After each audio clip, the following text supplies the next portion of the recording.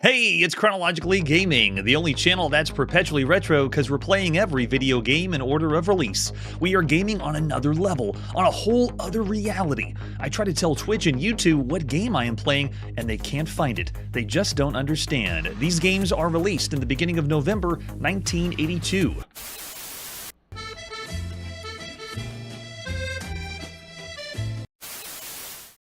And we were last in Japan playing the first game on the Pyuta. Let's press forward to see our next game. Coming up next is Defender on Try, released on the Commodore VIC-20. A real game. I thought they would find this one, but no one knows what this one is on Twitch and YouTube when you try to tell the video what game it is. Let's check out Defender on Try, starting with the box. Defender on Try. Does that mean there's other games that are Defender on, 1, 2, and 3? But no, this is not a sequel. This is all by itself. It says we're going to be piloting Skies Limited. Can you see the name of the plane there? It has a name, and we're going to be flying that. Blowing up VIC-20 programming. This is by Nufcop. It's displayed on the front of the box, and this box is the same thing Nufcop usually does. They have someone who's programming in the middle of Stonehenge. I don't know why. Maybe that's something with the lore of the company Nufcop. But we flip the box over on the back, and we see that this is 5K VIC-20 needed, 3K memory expander, you and the Defender-style ship. Defender-style ship, nice touch. Skies Limited are the only hope for the advanced exploration party that has discovered an ancient planetoid-sized alien vessel trapped irretrievably in the gravity well of our sun. It's 4 screens worth of alien machinery and defenses combined with running timer, score, fuel level. I love the description on the back. This is great. Available both in cassette, disc, and cartridge. I have not found the cartridge, though. The disc and cassette version are out there, and then there's other products that Nufcop has done, like Exterminator, Alien Panic, and Crazy Kong. Awesome. Most of those we've already seen here on the show, and we're going to see a lot more. This is the 15th game that we've seen by Nufcop up to this point, and we got more than that. Besides the box, here is the ad you would have seen in magazines at the time, with boasting even more games of what it is. Or there's the loading instructions and how to play the game. Shields are energized by pressing the fire button. This costs 50 units of fuel each time, but shields are essential to the play. Almost everything you touch, including alien treasures, nullifies the existing ones. When shields are energized, Skies Limited, which is the name of our plane apparently, has purple color. And it's off whenever it's black or carrying out a scientist, blue. Okay, so it's explaining down here some instructions of how to play the game.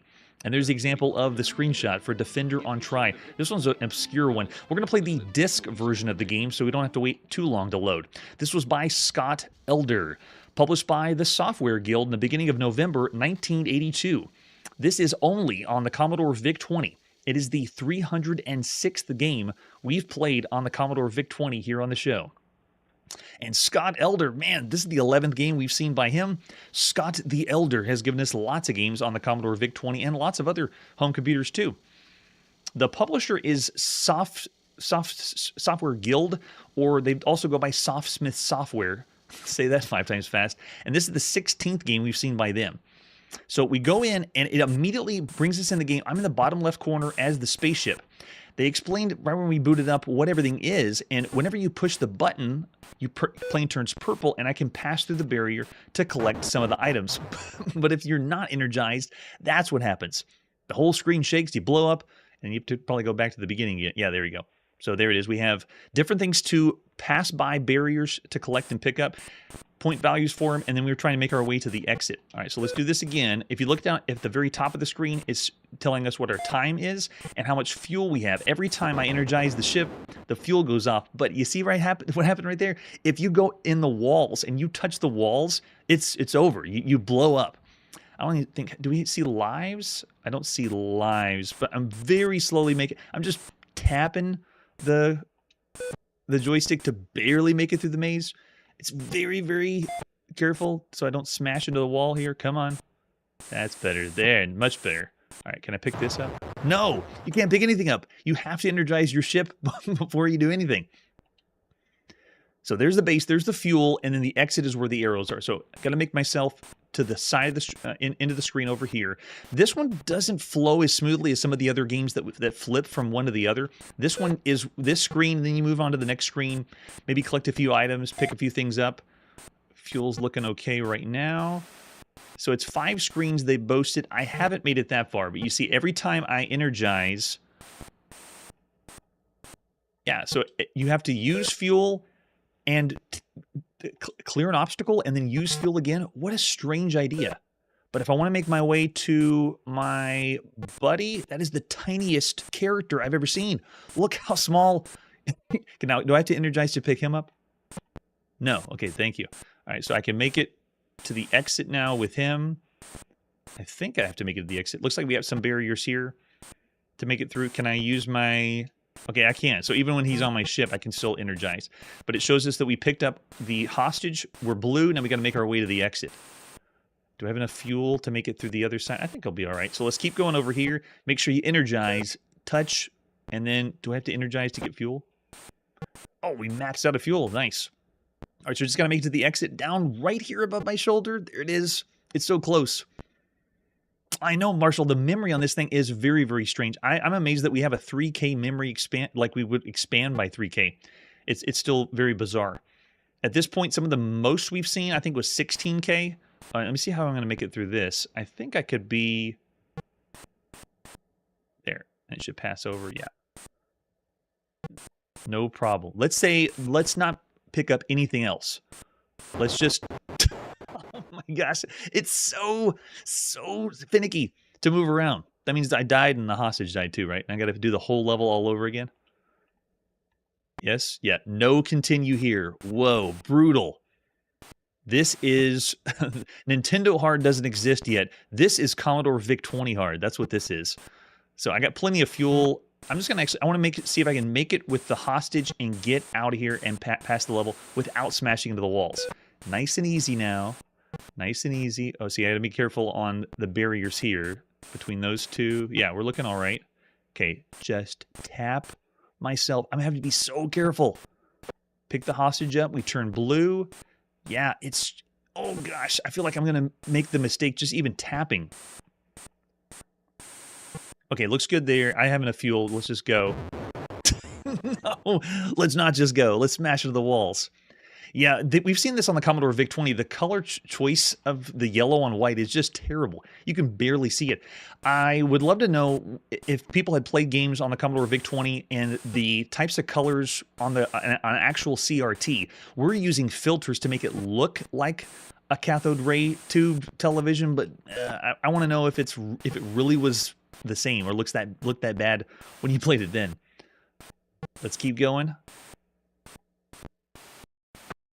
And I'm with you there, Charlie. This game looks like the quintessential VIC-20 look of a video game.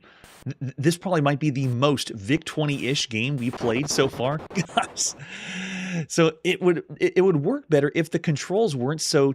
It's so loose. Like sometimes if I'm trying to move the ship, it moves several hexes at a time or squares at a time, but sometimes it doesn't. It's tile-based programming, so I know I'm going to be moving one tile at a time, but sometimes the joystick is moving more than one tile. It is nerve-wracking. So I understand what I'm supposed to do. I like the idea. I like the exploration. I like rescuing hostages, but because the controls are so finicky. Easy now. Easy. See, look at that. I'm pretty sure I only tapped the joystick one direction, and it should have only moved one tile, but it did not. It moved two. It's so tight. Okay, nice and easy now. We got this. Okay, here we go. Now, I just got to make it through just to be sure. Okay, let's do... I'm going so slow. Easy. Okay, here we go. Just slow. This feels like I'm playing a torture game. Okay, and the exit. We did it. We made it to screen 2. Now my ship's still showing blue. Oh, is that supposed to drop them off at the base? Maybe when you get to the 5th screen, that's where the base is, and you collect more hostages. But I don't see anybody here. There's nobody on this side, so I got to make it through these barriers there. We have a fuel we can pick up. Okay, good. We did not need to energize ourselves to pick up the fuel, and then we have to get through this side there. Got it. So interesting premise, but it's still essentially a top-down maze game with elements that you have to pass through or barriers you have to pass through. Oh, yeah, right? Oh, the joystick. You're right, Curtis. Moving one. Yes, it's very difficult, especially if it's tile-based. This is a digital joystick on the Commodore VIC-20, but every now and then it feels like I'm moving more than one tile at a time. All right, let's see. I like the different obstacles they're giving me here. Really, really cool idea. The arcade maze or top-down arcade maze game is something we've seen since the beginning, almost the beginning of time here on Chronologically Gaming. This marks the 288th game. Gosh, that is an arcade maze game or top-down maze game. On the Commodore VIC-20, there's 24 of these games. That's why I say this is one of the most VIC-20-ish looking video games we played on the VIC-20 thus far. Out of those 24 that are on the VIC-20, that's taking away from the Pac-Man games. There's 14 Pac-Man variants that are on the Commodore VIC-20 right now. And so the 24 games that are on the VIC-20 that are arcade maze games or top-down maze games are not Pac-Man. Some of the other ones that are in those 24 games are like Head-On games, Hyonkyo Alien games, or Rally X games. But some of the games that play like this or similar to this that remind me of this is Bank Robber on the Commodore VIC-20, Cattle Roundup, Garden Wars, Earth Invaders, and Rat Trap. And so this is pretty average if you want to think of all the games you could play at this time. I like this idea and premise. It's really, really fun, but it's just the controls are a little bit off. I'm looking over in the chat. I already see a 2 or 2.5 stars. Yeah, I know. I like the concept. And then I also see from Charlie 3 stars. Oh, Vicman. that's being very generous, Prada. And then we got, 2.5 from Manly. So of all the games you can be playing across all home computers right now, that's a lot of home computers that are out there. Defender on Try has merits that make you think this should be good and play well. But because of the controls and because of the simplicity, I'm going to have to go fairly average. I'm actually going to say 2.5 stars of all the games you could play up to this point. Around the average range, I'd say average still, but not nearly as average as the other averages that would be out there. All right, so after that game, Defender on Try, let's see what our next release is. Next, we're going to play on the Sinclair ZX Spectrum. This is Dragon Maze, only in the United Kingdom. Let's pop in Dragon Maze to play by Micronic Systems in the beginning of November 1982. This is our 119th game that we played on the Sinclair ZX Spectrum, and by Micronics, this would be the 6th game that we've seen.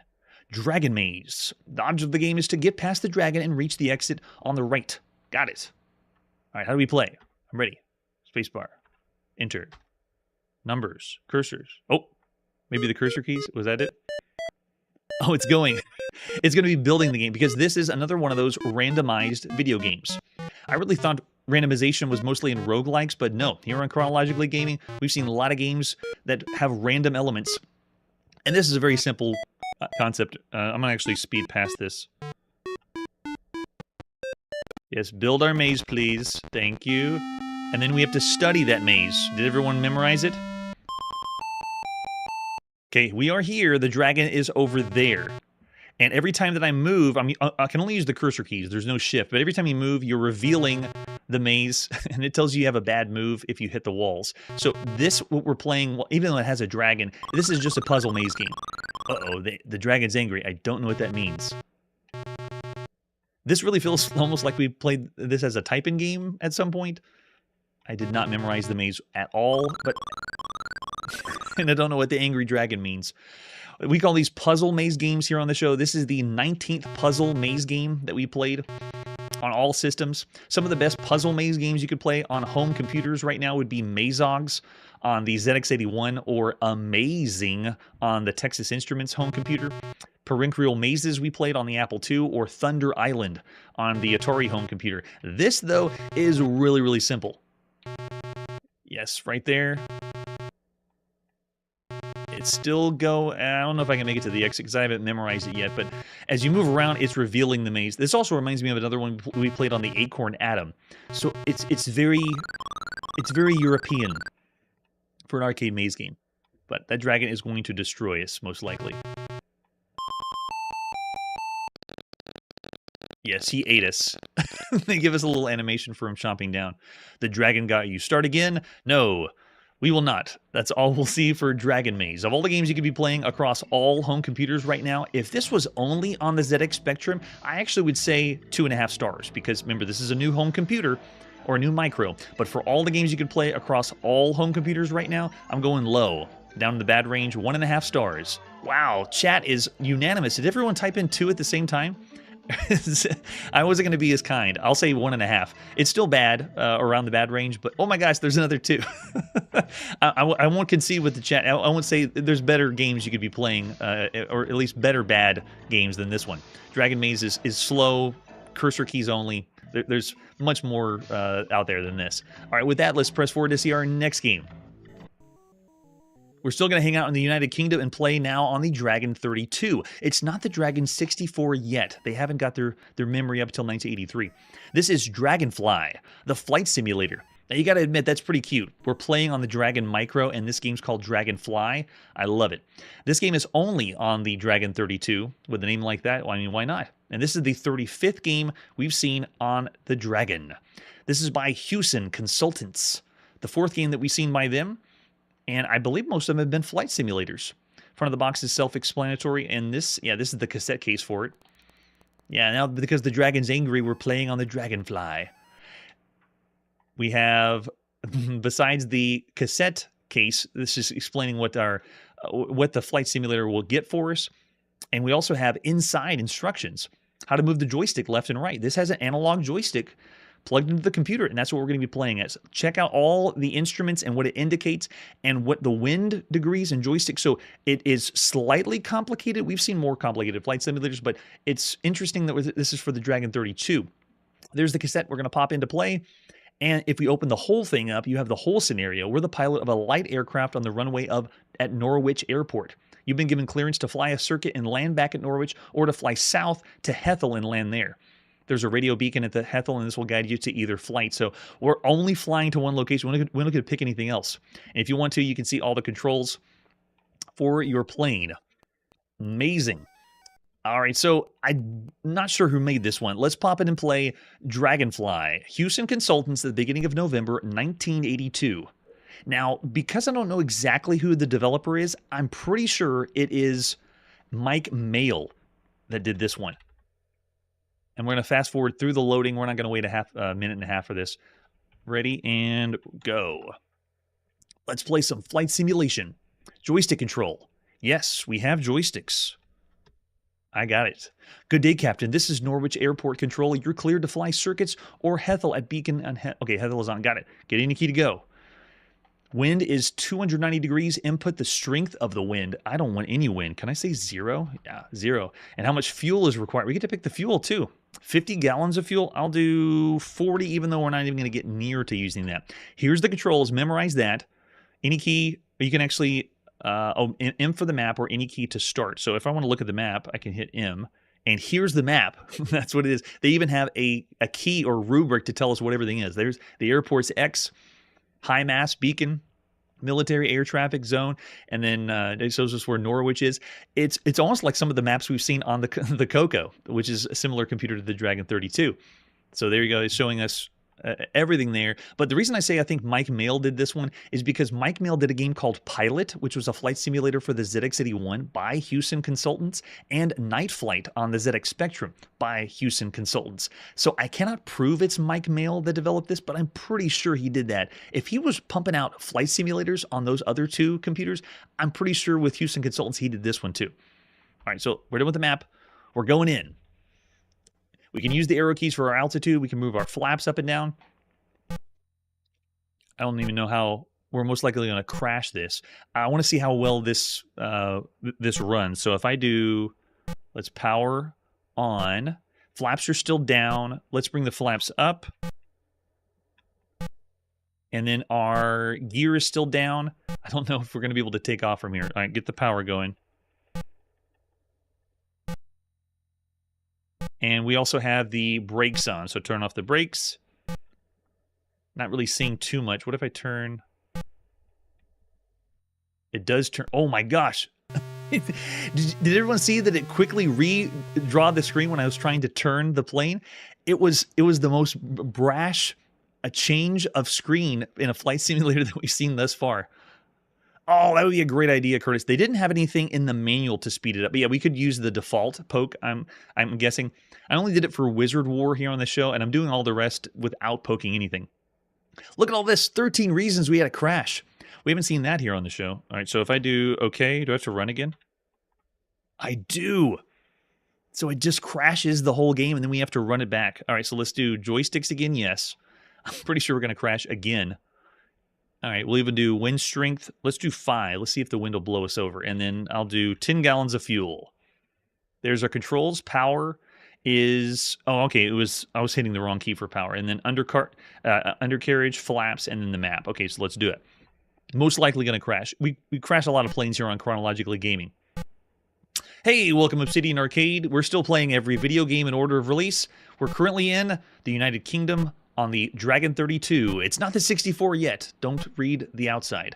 And we're playing Dragonfly, the second flight simulator that we've seen on the Dragon 32. This marks the 17th flight simulator we've seen up to this point.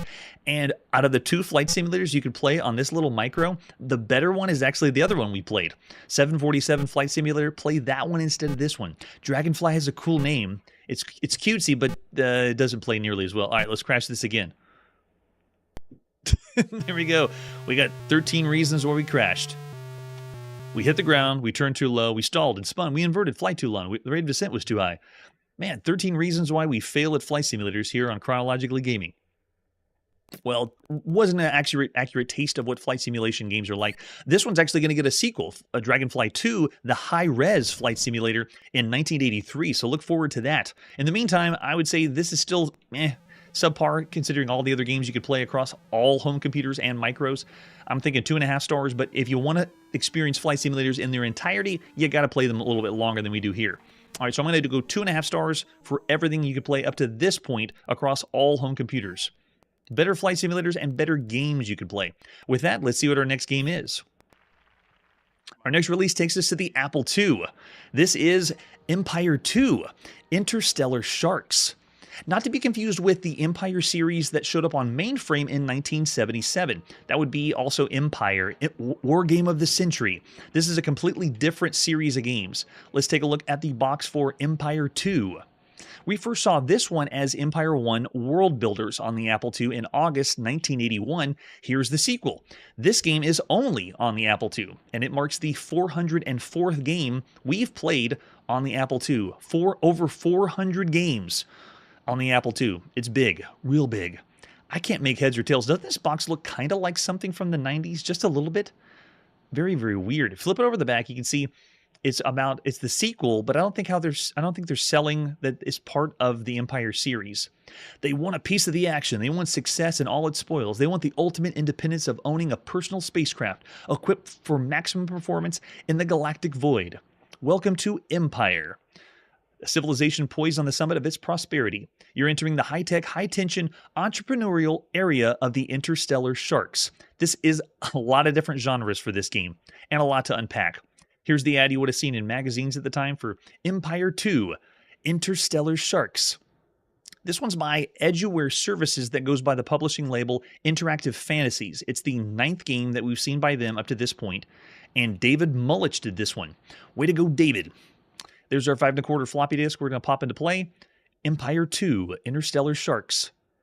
48K is all you need for this. There's the example of the screenshot, and we have lots of additional documents. I'm not going to go and read everything in its entirety, but there is a lot of paperwork you could have gotten. Empire 1 was the same way. We were not able to play Empire 1 when we last saw it on the show because we didn't have all the paperwork, but now we do. One of the things you get in the box is the Memoirs of Yoram Lazur. And this one's kind of like playing Zork. They're giving you lore that's beyond what the normal lore of a game would be. All this does is just get you into the feeling of playing Empire. These are excerpts derived from a larger work generated by Empress Yoram Lazur. Oh man, yeah, the lore is heavy. Crazy. Look at this. How do I begin? This is a really long document, by the way, going through lots and lots of like backstory of what the game's about. This game has a lot going for it too. The genres for this game include role-playing. They include a management business simulation. It is like simulation, strategy, role-playing. It's lots of things mixed up together. But how it represents all those genres is not terribly well. I know, right, Marshall? You read this, you think it's Wall Street meets Star Wars, but it's not really. Here's the actual manual to how to play Empire 2 Interstellar Sharks. Once again, I will not be reading the manual in its entirety, but I recommend you do if you want to really dive in to play the game. Interstellar Sharks. I want to know how to play. Oh yeah, by the way, David Mullich that did this game, this is the 4th game that we've seen him do. One of the other games he's done is the Prisoner series, the Prisoner 1 and Prisoner 2 games based on the TV show. That's another one that's out there. It's weird. David Mullich is making some crazy games, man. And there's the other people that are involved with the game, lots of others. But look at this manual, 23 pages with an appendix and vocabulary. This goes through everything how to play the game, your space station, the spaceport, your spacecraft, because once you actually get off the ground, you're going to be flying spacecraft and taking part in stocks and bonds within different galaxies. Interstellar Sharks is the 2nd component of the Empire Gaming trilogy. That's right, there's a 3rd one we're going to be seeing later. Begun by world builders and completed by Armageddon. Set in the zenith of an interstellar civilization, Interstellar Sharks chronicles the lives of entrepreneurs striving to succeed in a bureaucratic society.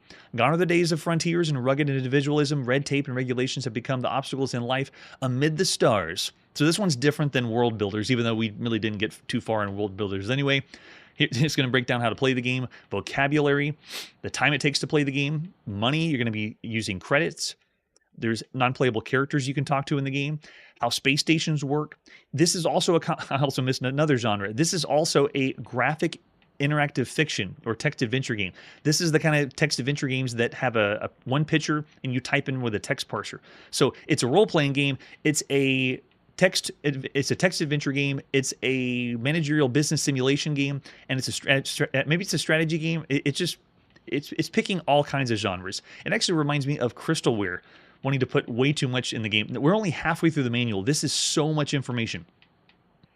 We are not going to be able to do it justice here on Chronologically Gaming. Oh, yes. Oh, really? That's fascinating.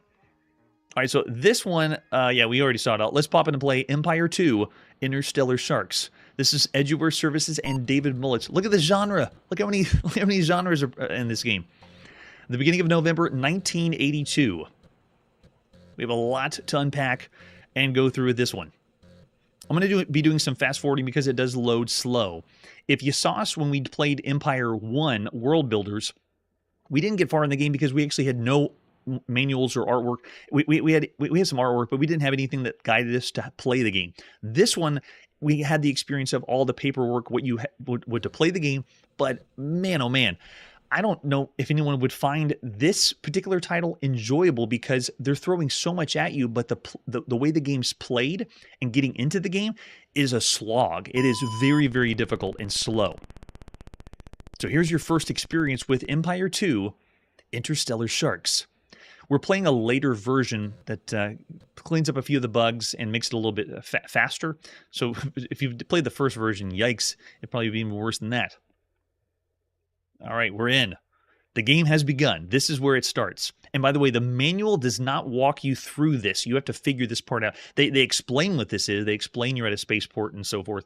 But you can see they have a hibernation chamber, a materialization chamber, and a refresh chamber. Essentially, this means, do we want to begin a new game? Do we want to load a previous game? Or do we want to save, like it's the save feature, but done like this?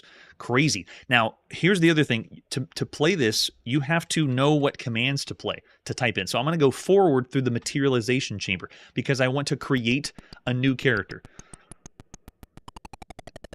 This game is out there. This is the most sci-fi of sci-fi games we played. Well, not really. We've seen some other games that are pretty crazy, but this one also takes the cake. So we're now rolling a dice. Here, I'll move myself over as you can see. They're actually rolling a dice for us to pick our character. So spacebar, they're going to get our dexterity, spacebar, and then they're just creating a character out of constitution, strength, aim. This is all the role-playing elements. Senses, intelligence, willpower, charisma. Nice, we got 13 charisma. Only 4 speed, and then psionics. Lots of stats, though, for another sci-fi game. And sci-fi role-playing games are really rare. Star Quest, I think the Rescue at Rigel is the other one I can think of off the top of my head.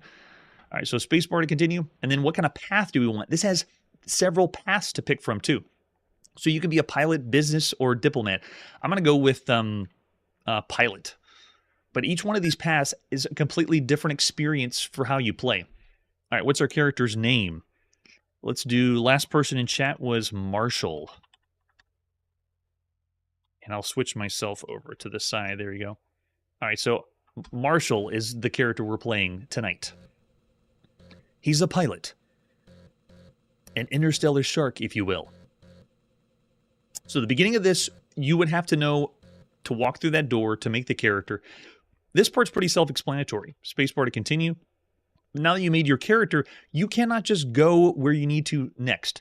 You have the spaceport, the infomat, and the medic. So you're not making the decision as if it was a graphic text adventure game moving around. I know, right? Oh no, that's a good point, Curtis. If we can't fly very well here on Chronologically Gaming, maybe we should have been a diplomat. We're better at oration and talking than flying. All right, so now we're gonna after we roll the dice, let's head left and see if this will take us directly to the spaceport.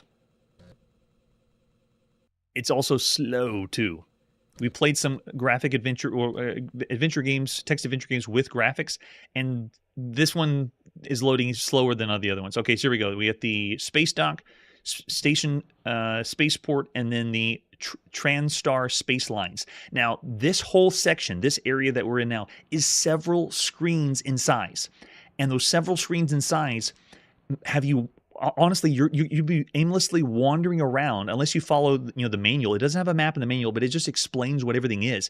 You have to, at this section, find your passport, you have to find your ticket, and then you have to leave to actually begin the game. And the game doesn't even begin there. After you're wandering around and you get to that part, then you have to actually find the ship, buy the ship, use the credits you have, design the ship, and it's just amazing. It's just amazing how complex it is. All right, so I'm going to go ahead and go back to the right now because this is not where I wanted to go. And then you have to wait for this part to load too. Oh, that's right. It's probably loading the module for whatever I picked. Now, notice I went back to the right, but now I'm in a different place. Let's do forward. Oh, I can't go forward. I got 2 things in front of me. All right, let's go to the right. Tickets. All right, so buy ticket. Invalid. Forward. You can't go in that direction. Talk? Oh, talk Oh man, I feel like I'm playing a text adventure game from the very beginning now. We have no idea what the computer is going to ask or want us to say. All right, so how about show? I don't think I have a passport. Let's show passport. That word is not used now. I don't think I've heard that one before either. Oh, most likely, Chris. Well, no, the speed though, it might be a hybrid. It may not be all in basic. Yeah, this is another one of those games that I love the ambition, but the way it's presented doesn't work so well. Crystalware did this too. They had a few games that they didn't hit the mark, but they were way too big for their own britches. But there are games that Crystalware did that did hit fairly well. Okay, so let's go to the right, I guess. Can't go in that direction. Go left. What? Can you go back? You can only go in one way. I really wanted to buy a ticket though. All right, so let's go to the right. I think it's going to just loop around. Yeah, you can only go that way. So it means we reached the end. That's so strange. I went to the right, but I can't go back to the left. Just go back again. Or maybe, wait, let me try this one. Go over to the left. Let's do, oh, here we go. Yeah, we're at the IPA. Okay, great. So now that we're at the IPA desk, we can say talk. Ask. Oh, and that word's not used now either. Okay, what about pay? Word's not used now either. Okay, so if we're at the IPA desk, can we buy ticket? What about buy ticket protocol?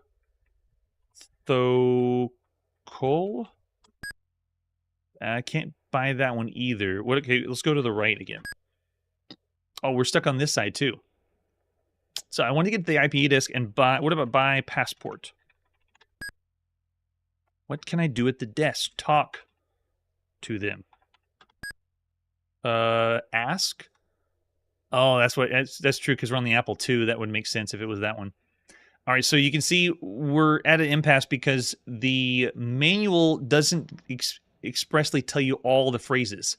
And so, yes, Mark, I'm with you. I'm very, very frustrated. All my play tests, I was wandering around the spaceport following the manuals and still wasn't able to get anywhere. I watched a few videos of some people that had attempted to play it online, and they were confused too. So I would say of all the games you could be playing up to this point, it has bizarre documentation, an alternate history, possible dystopian future. It features a quasi-simulation experience where you have to go step by step through most mundane things like a flight from one planet to another, walking to multiple screens of the space dock, entering the spaceport or the passport office, apply for a passport. You have to go to the ticket office, you have to buy a ticket, present items at customs, go to the airport area, enter the ship, exit the ship, present items at customs again, and this is how you play the game. Like, we haven't even got to the first part of the game, but when you play the game going from planet to planet, that's what you have to do. It also has a combat system that's hardly used. It's hard to imagine anyone that would find this game truly enjoyable. I suspect this is designed amidst a lone creator's slow descent into irrecoverable madness, except that David Mullich went on to make very, very good games, including he directed Heroes of Might and Magic for the 3DO between 1999 and 2002. And so it had a reputable publisher. It's just very strange that this is, I'm just very baffled that a series like this has been created by sane people that made something this ambitious and bizarre. At this point, this is the 91st role-playing game that we played across all home computers, and some have been hits, some have been misses. This one is a miss, and it would take just far too much time to get into it, and I've already spent about an hour or two poring over the manual and trying to make sense of it, as well as other people that have been trying to play the game too. As far as a graphic text adventure game, this is the 69th game that we played that has a text adventure game with graphics. Sorry, Marshall. Yeah, we didn't get to continue past that. As a management simulation game, this one is the 55th game that we played. And so I'm going to actually include links down below to a better article. It's by the CRPG Addict and his blog. So look at that link down below in this video so you can get more information and dive a little deeper if you want to about Empire 2 Interstellar Sharks. In the meantime, of all the games you could be playing across all home computers, yikes. I want to brush off and play something a little easier, smoother to go through, so I'll say 2.5 stars. It's very ambitious, doesn't really hit the mark, but whenever you were to spend the time and play this, it's vast. It's a very, very long game.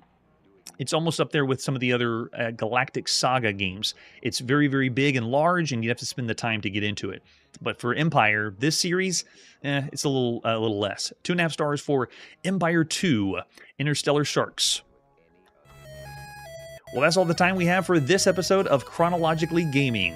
We'll continue our quest playing every single game across all systems, all over the world, and be sure to check out our next episode. It's what we do every episode.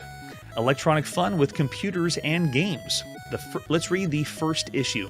That's it for today, and like I always say, don't worry if your vehicle crashes and explodes. A new vehicle will appear in its place.